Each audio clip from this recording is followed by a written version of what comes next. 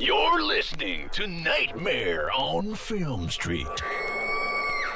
The current time is 6:66. Traffic is clear ahead from here to the afterlife, but it's hell outside. For the next hour, you're on Nightmare Time. So, let's give a grave welcome to our hosts, John and Kim. Hello again, fiends, and welcome to Nightmare on Film Street, horror for the casually obsessed. I'm Kim. I'm John. And this week, we are taking a spooky little detour down Nightmare Alley with the director of Studio 666, BJ McDonnell. Studio 666 is the new horror comedy starring the Foo Fighters, who play themselves in the movie. They have rented a haunted mansion to record their new album, and surprise, surprise, there's an evil entity in the house that's maybe possibly going to kill them in order to make a new evil song. It hits theaters at the end of this month, February 25th.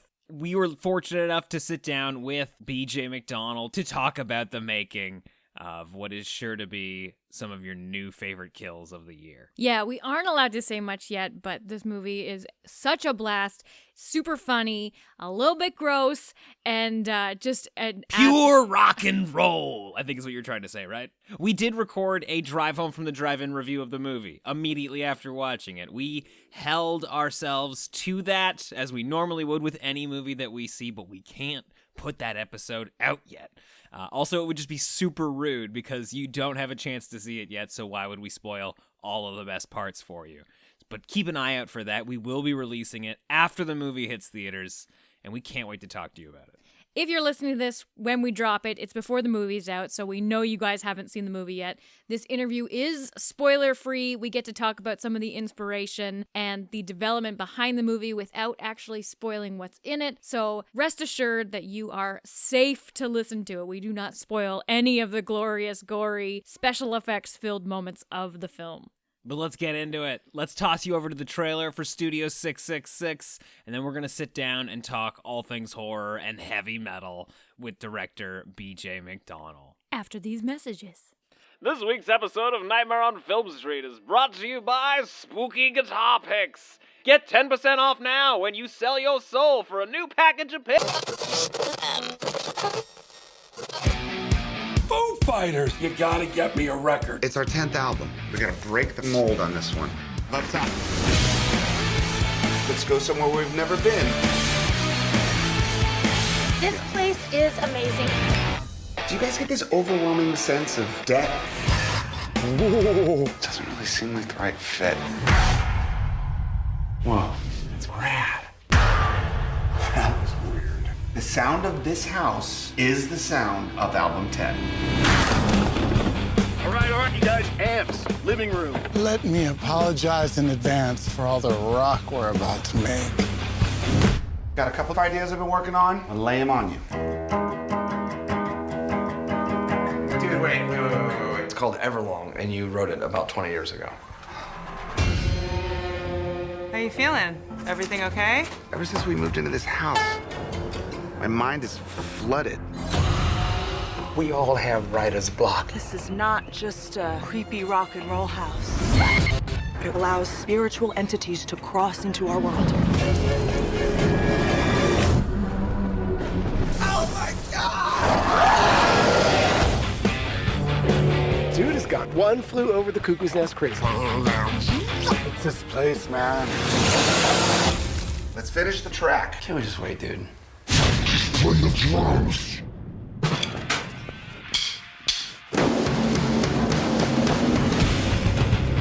You found a new musical note? Yes, I did. It's an L. Any chefs in the group? I'm pretty handy on a grill. Yeah, you like your meat charred and dry. He does make a killer barbecue.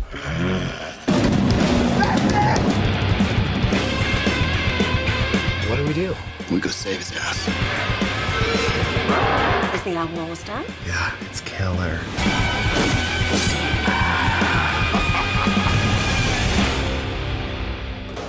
Here you go, man. Finish the song. You did.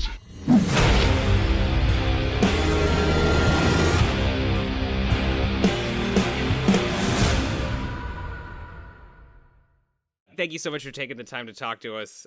You're just based on the movie alone, you are clearly a big horror fan. What are some of your favorite horror movies? Man, I mean, it's funny because I grew up like the '80s kid. You know, John Carpenter was a huge influence on me growing up. You know, Wes Craven and Raimi was a huge, influence for me. You know, I grew up loving movies like The Thing and like Escape from New York, which isn't really a horror film. It's just kind of like a post-apocalyptic thing. But those are the movies I grew up loving. Yeah, and like it's weird because when I was a young kid, my parents didn't really watch what I watched. They didn't really like a lot of my friends' parents would be like, "You can't watch these movies," but my parents were like, "Okay, we're gonna go see some friends. Here's HBO. See ya." And so I got to really just kind of open up a world of horror films at a really young age, which I think a lot of parents would scoff at. But I think it made me a better person and not so jaded. And I hope it made me a better person. I had the exact opposite experience where my parents wouldn't let me watch stuff, but I had like one cool friend with a really cool dad who was like, "Hey kids, check out this sweet VHS collection I've been working on my entire life." Well, it's funny you say that because I went to a Christian school, which is also a thing that shapes my whole thing. That's a whole other story. But I in fifth grade, I'll never forget, I took a friend of mine to go see that movie, The Gate. Cool. I thought it was so rad. And it was all like, because it did involve heavy metal and playing the record backwards and the gates of hell and all that. I thought it was the coolest movie. So I saw it with like my sister. And then I was like, "You got to see this film." And I knew his mom would be super pissed, but I had to show him. So I took him to the theater and then his mom found out. And boy, that was a bummer for me for a few days. My mom and dad getting called and they were just like, "Well, we have to punish you, even though we don't." On our podcast, when we're not doing interviews, we do double features, and we did The Gate with Trick or Treat, and purely connecting them for the backwards record. Oh yeah, with Sammy Kerr. Yeah. That Trick or Treat is so cool. It's funny. I have the Sammy Kerr action figure sitting right No way. Dope. Love it. Yeah. So stupid, but it's so awesome. It's so funny too that like your friend's parents got mad about it because like it's actually like a really great brother-sister story. Like it's just kids looking out for each other. Yeah, 100%. It's just funny because like, and it's crazy. Like going back to like the school thing, like me being able to watch these movies on like HBO or whatever they came on. I mean, I remember seeing like Inhumanoids from the Deep and oh wow, and like just crazy films, just weird stuff, and I feel like I came out a bit better, and I look at some of these people I grew up with that like, and no names obviously, but it's like I look at some of these people and you see them like on this different spiral of like a weird. They just go a different way. I think that horror films shaped me to a better person. Is what I'm trying to say. Yeah, I think there's definitely something like cathartic about horror. You get to like purge those demons in like a controlled environment. Right? Yeah, 100%.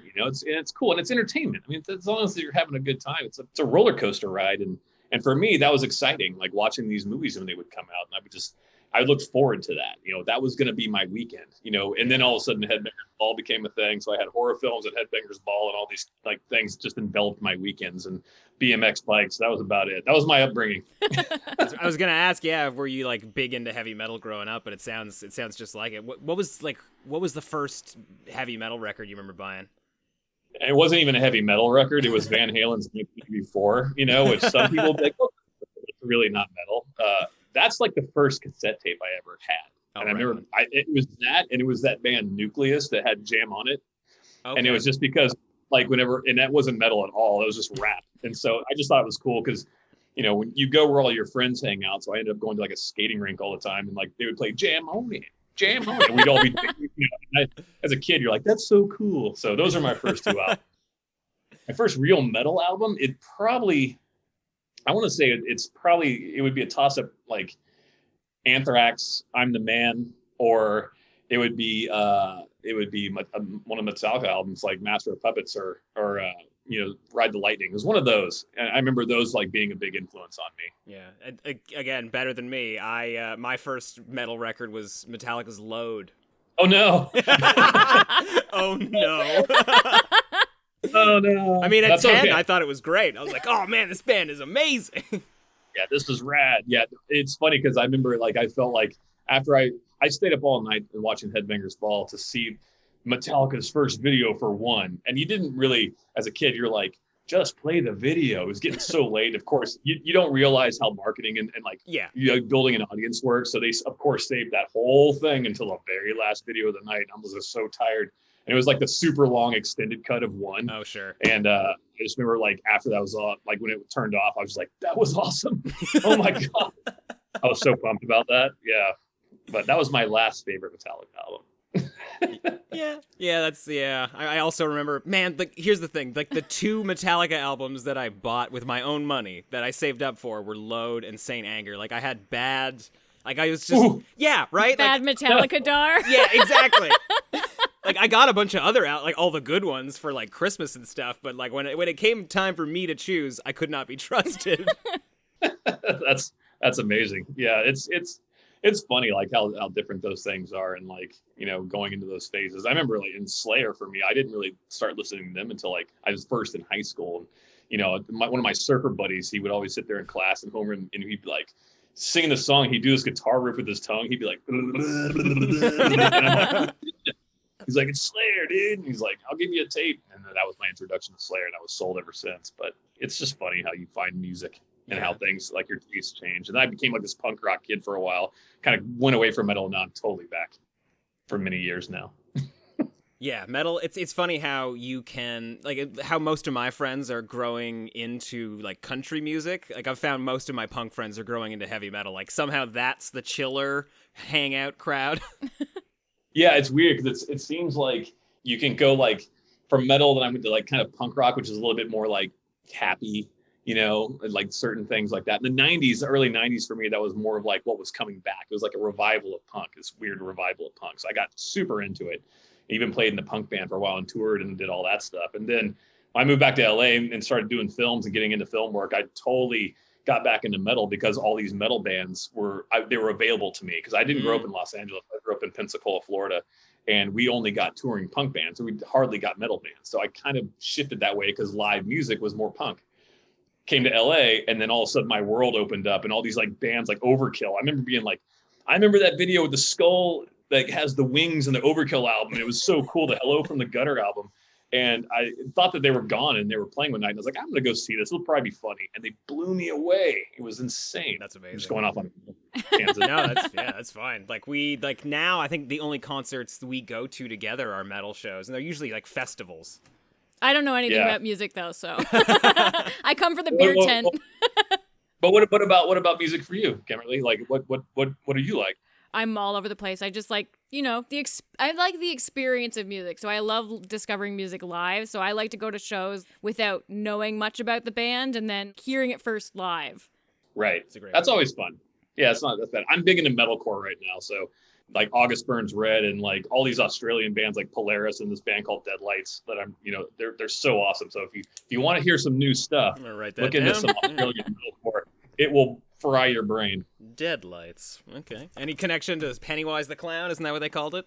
I would assume that kind of comes from that. It's funny because I was just working with James Wan doing some Aquaman stuff here. Cool. Some of the guys over there from Warner Brothers in DC, I walked up and they were also involved with the It movies. And I remember one of them walking up and they said, "Oh, nice shirt." Even though they didn't realize it was not for the movie, it was a band, but they kind of related it. It was kind of fun. I also saw on IMDb that you were a camera operator on *Malignant*. How hard was it to keep secrets from that movie?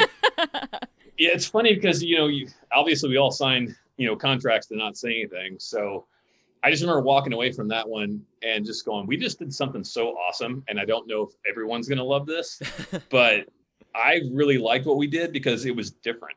I'm always like hoping I'm gonna see something different because honestly, I get tired of just the same slasher film.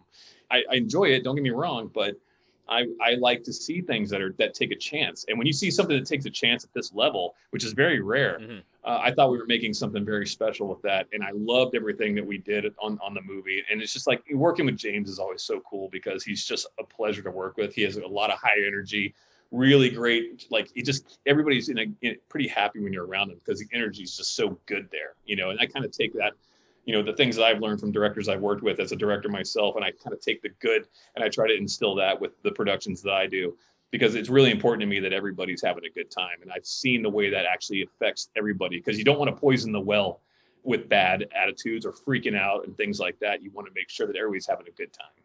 And you see that so much in Studio 666 because it's just such a fun time.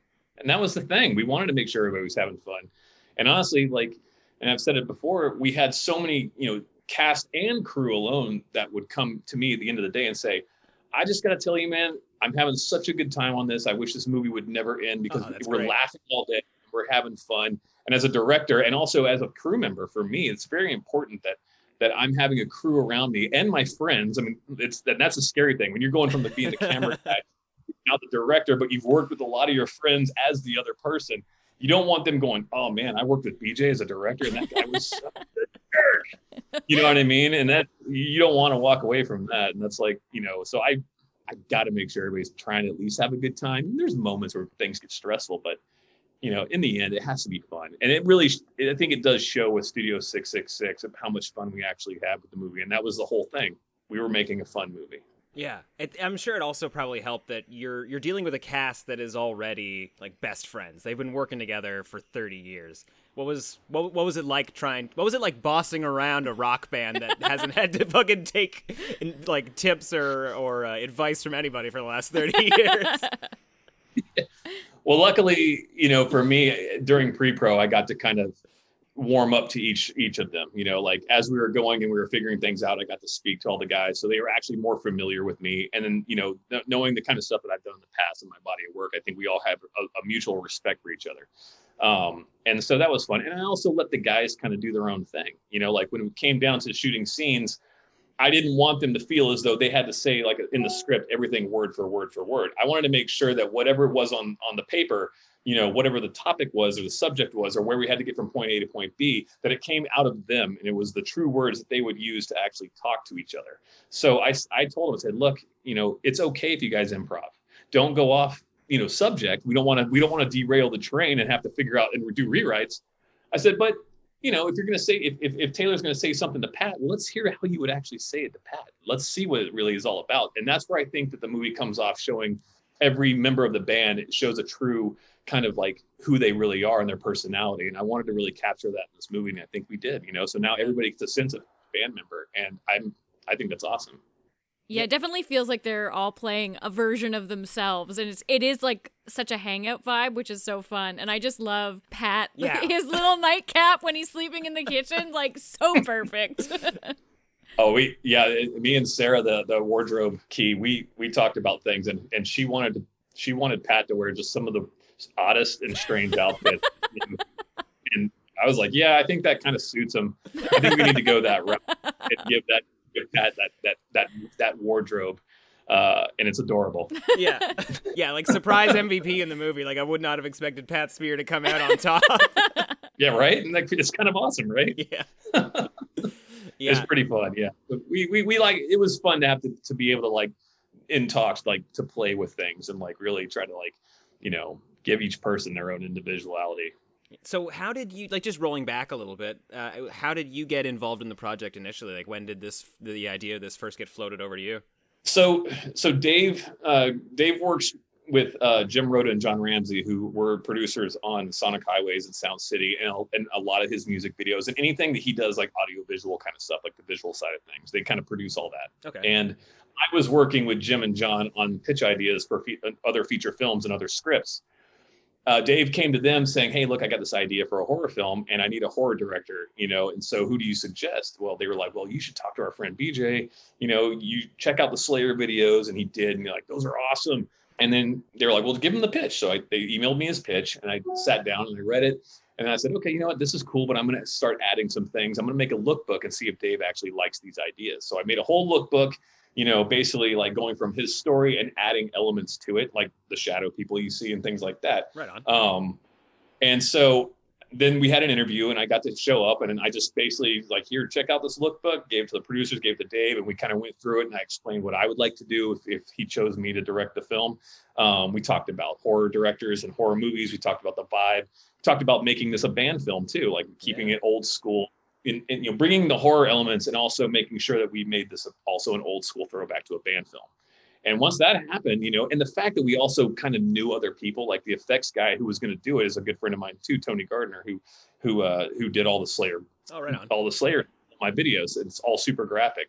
And so it all became kind of like this nice family where everyone could feel comfortable talking to each other because it became a thing where it was like, I don't know this person, so I don't know. So, we all kind of came together and brought in people that were familiar and people that I trusted, people Dave trusted, the producers brought in people they trusted, and it was just a nice family. And that's kind of how it all started and how it all came together. I definitely, I get that impression watching it that everybody knew each other on set and obviously the crew as well. Like it just seems to, it just looks like a group of friends got together and like, oh shit, they made a great horror movie. Yeah. And that's it really, because for me, like my background, I've met so many different crew people, and I always go, if I get the chance to like do this movie or that movie, I'm going to bring in this effects artist, or I'm going to bring in this key grip, or these gaffers, or the director of photography that I work with. Like I know crew and I know how to get things done just because of my 2 decades of being a camera operator.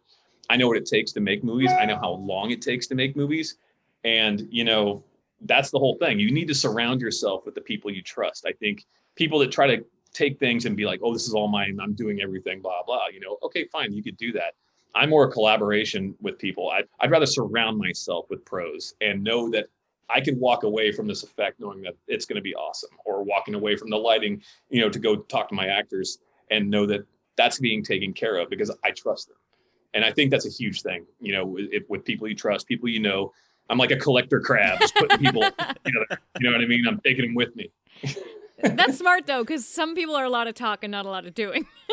Right. Yeah. Well, I mean, the thing is, when you've been doing it for so long, you see what works and what doesn't work, and that's where I think a lot of the strong points that I have is knowing if you're doing a movie that's a smaller movie and you don't have a lot of time to do it, you just got to plan it knowing, okay, this thing will work if we do this thing over here. And I have my shot list and I'm going to go through it with everybody. And this piece of gear definitely would hose us as long as this piece of gear works. It's the knowledge of a set and having set etiquette and letting people do their jobs that you trust. I think all of it helps you out along the way. Yeah. Were there any horror movies that you got the guys to watch or that you had them thinking in mind while you guys were filming? Was there anything inspiration-wise that inspired Studio 666?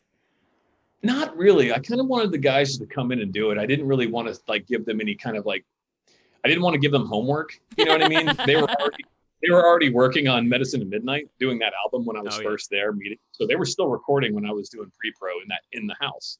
And literally they took all the recording stuff out, and in about a week or two, we brought all the stuff in and did set dressing on the set in the house. So it is the actual house that they recorded their last album. Wow. Yeah.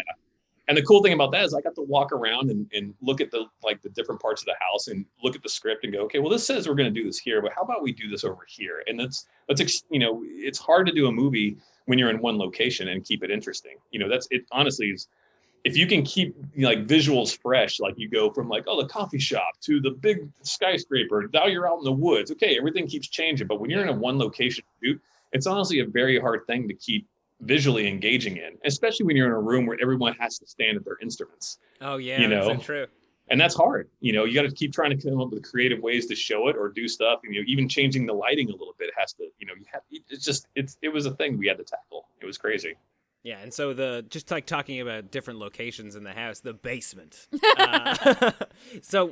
Is your production designer a huge Evil Dead fan, or is that all you? Because that's Evil Dead fan gold. The basement sequence is incredible, is what I'm getting at. Michael Barton, who did the set design, I've known him for a long time. He's a good buddy, and we brought him in to do it.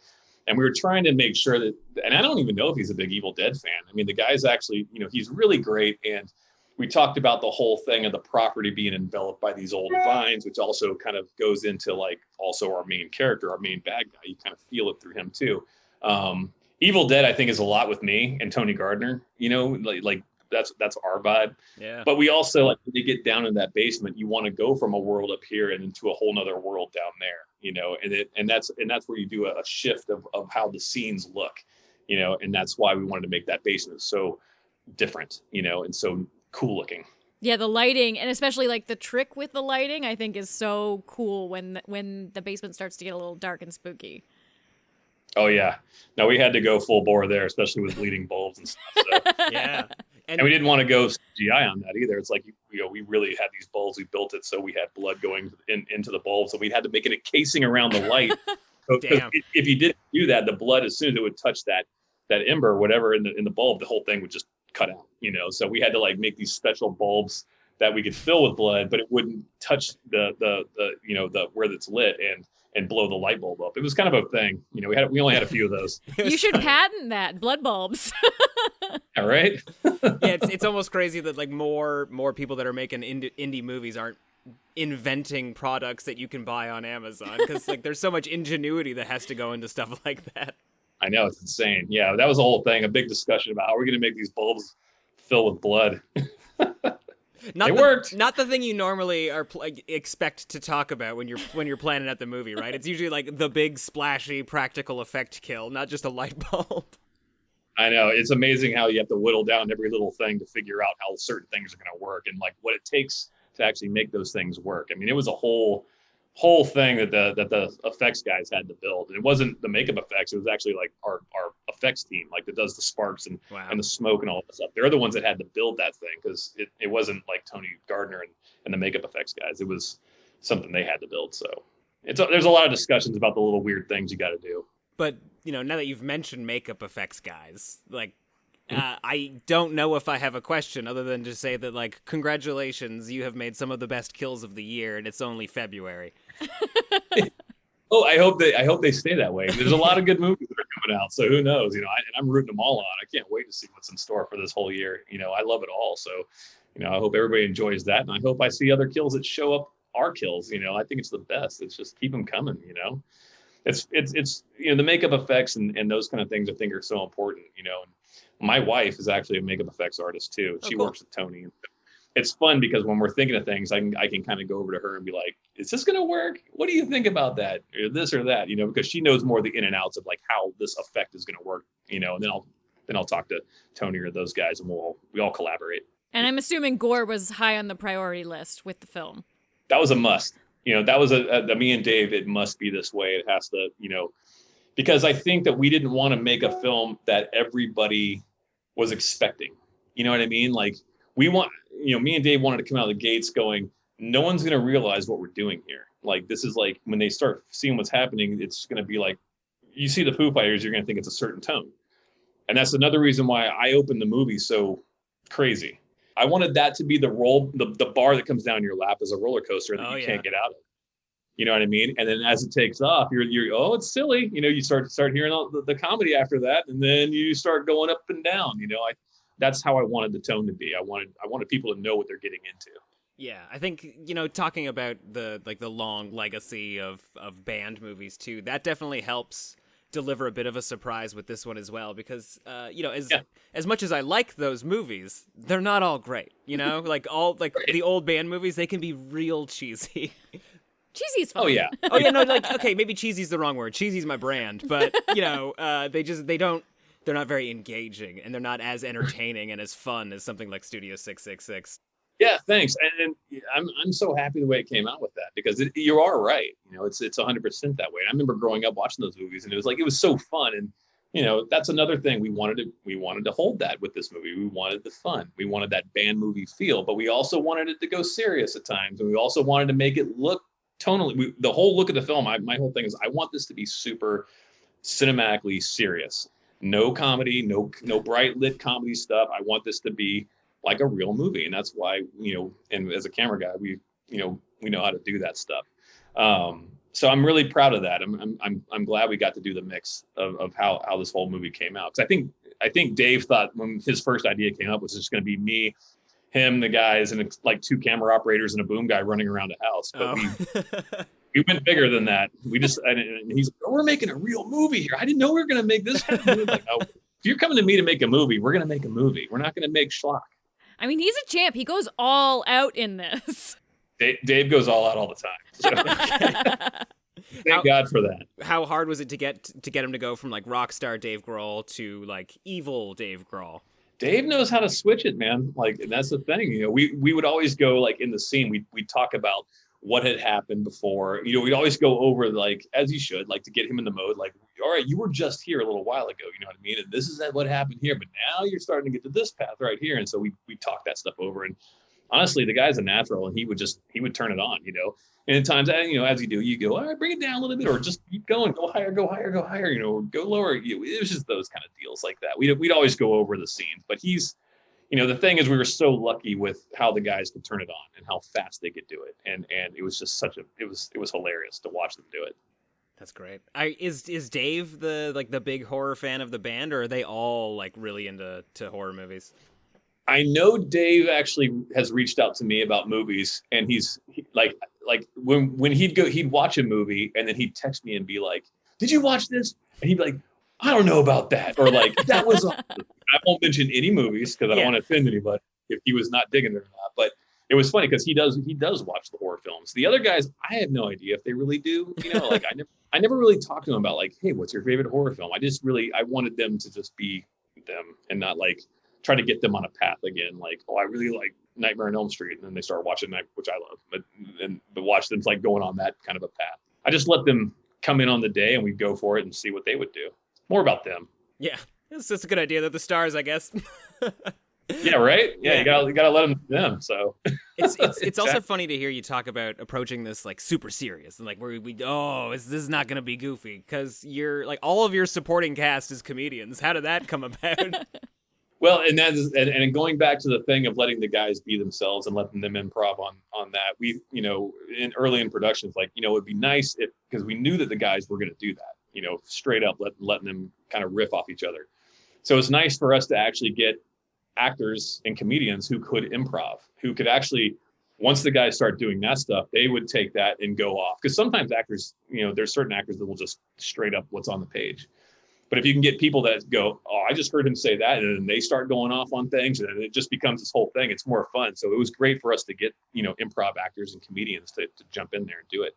I'm sure you have like so much good cutting room floor stuff for the Blu-ray. You know, there is a blooper reel. I don't know where that's going to be, the Blu-ray, but it's really good. It's really funny. There's so much stuff. I mean, it's endless. It could be probably a whole nother movie in itself, just watching a blooper reel and see what they do, because it's insane.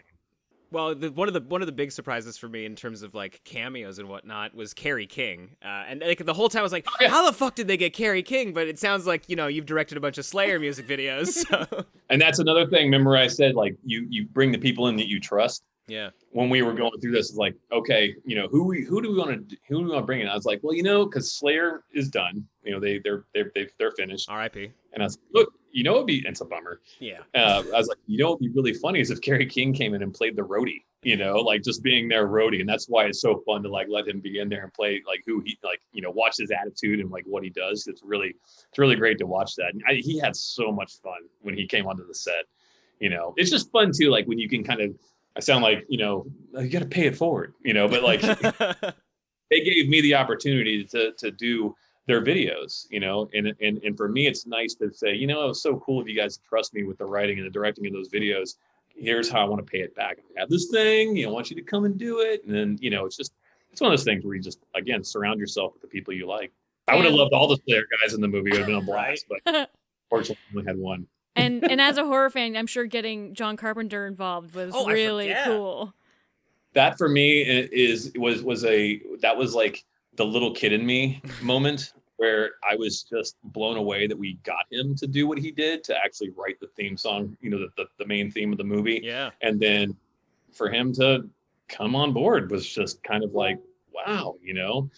It was one of those weird, crazy moments at the end of the day where I had to go like kind of go off on myself and kind of take a deep breath and exhale and go, did that just really happen? Wow. Did like as the kid in me, I never would have thought, hey, you're going to get to meet John Carpenter. Oh, and he's going to also write a theme song, the theme of your movie, you know, and then he's actually there. And then you're also going to direct John Carpenter. You know, how do you do that? That's a bucket list item. Like that does not happen for many people.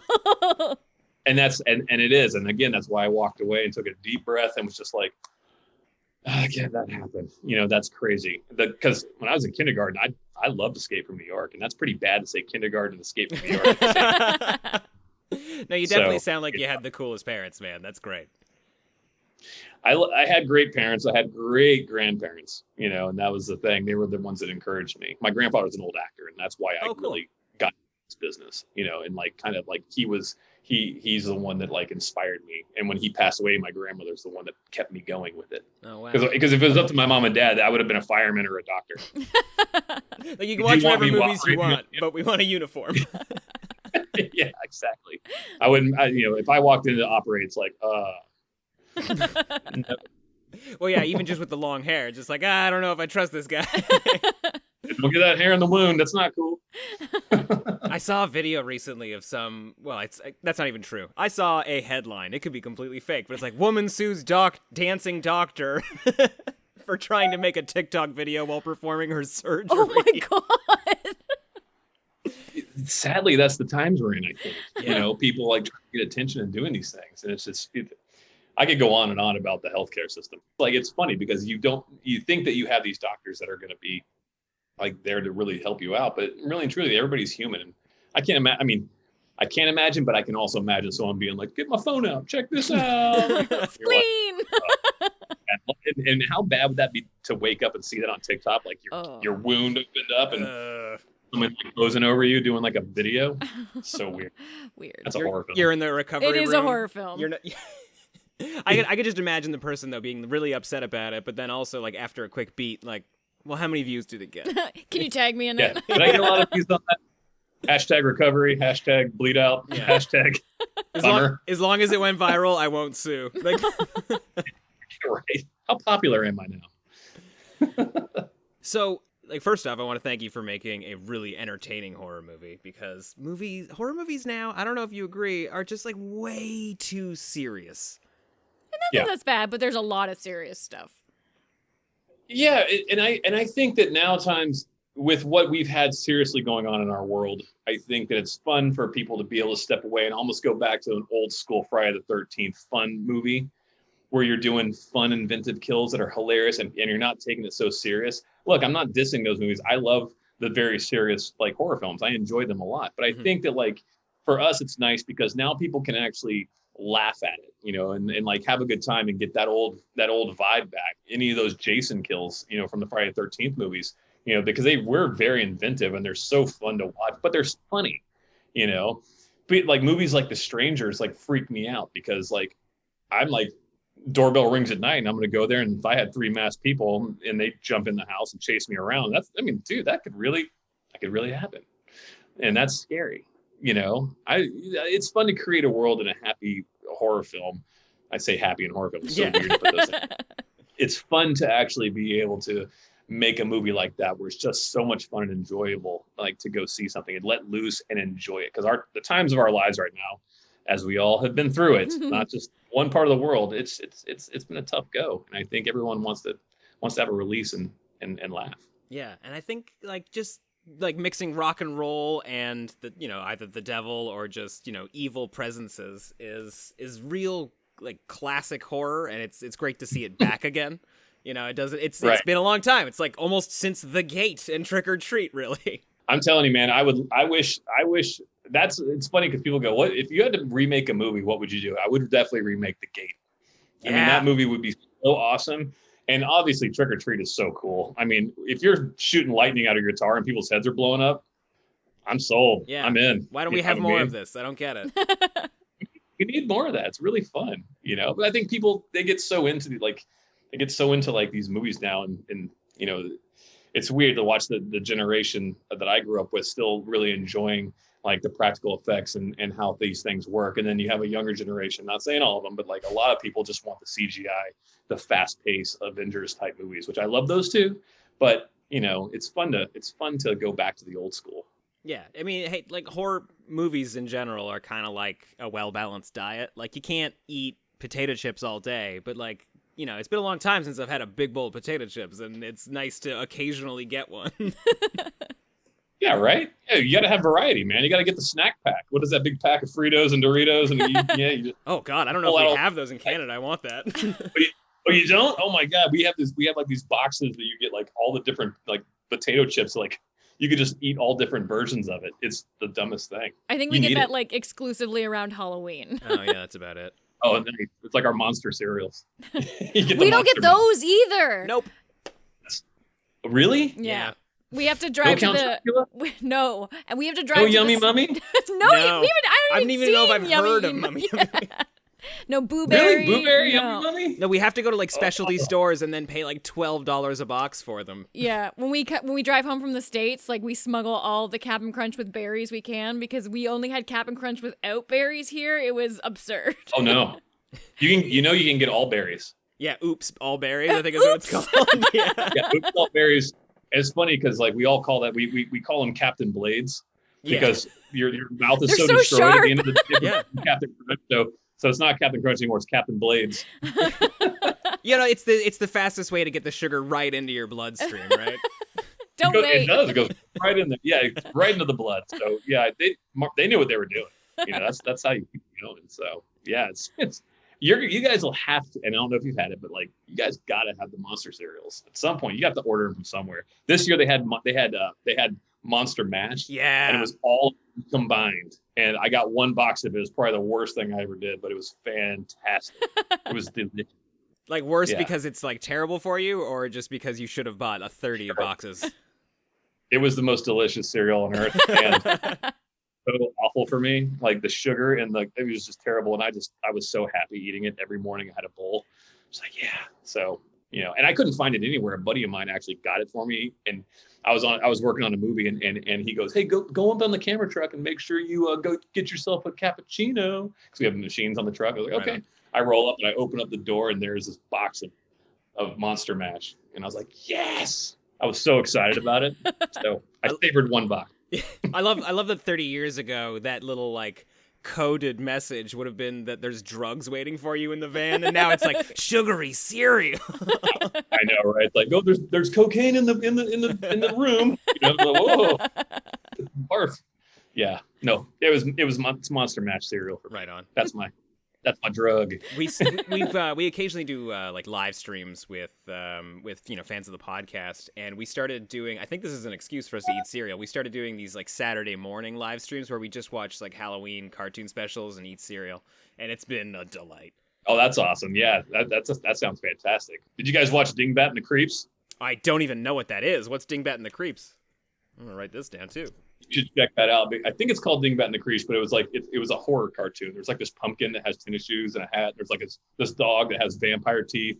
Of course. I don't know how long it lasted, but it was kind of like one of the 80s cartoons I thought was so cool. Oh, I'm definitely checking that out. You have to do one of those. Yeah. Binge watch one of those. Yeah. We'll credit you to it if we end up finding it somewhere. Yeah. Oh no, I don't know if you can. Oh, the internet has YouTube? ways, I suppose. Yeah, if it's on YouTube, we're good. Outside of that, I think we're euchred.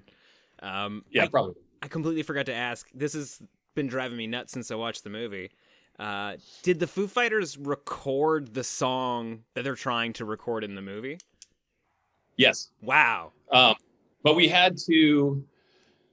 So because the movie is based around a song that Dave's trying to get the guys to finish and complete, we had to actually have the song before that. So Dave basically made the song. He sat at Dave sat at his house and made the song. Like he recorded everything and played all the instruments, and we made it so it was like it would go off in all these weird different directions because Dave was losing his mind, kind of a thing in what's happening with him. Yeah. And so that's why you see the song go from like punk rock to like death metal to like black metal to stoner rock to acoustic and then back to stoner rock, and it goes all over the place.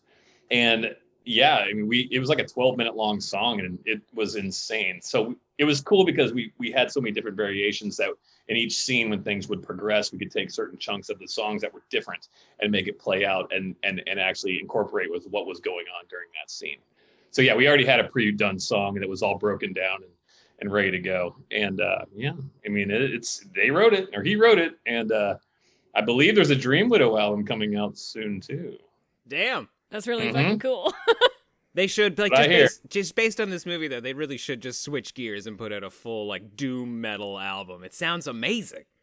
Yeah, right? Like, like a lot of people are wondering when we were going to hear some more Probot, and maybe this is the answer. I don't know. Right Could on.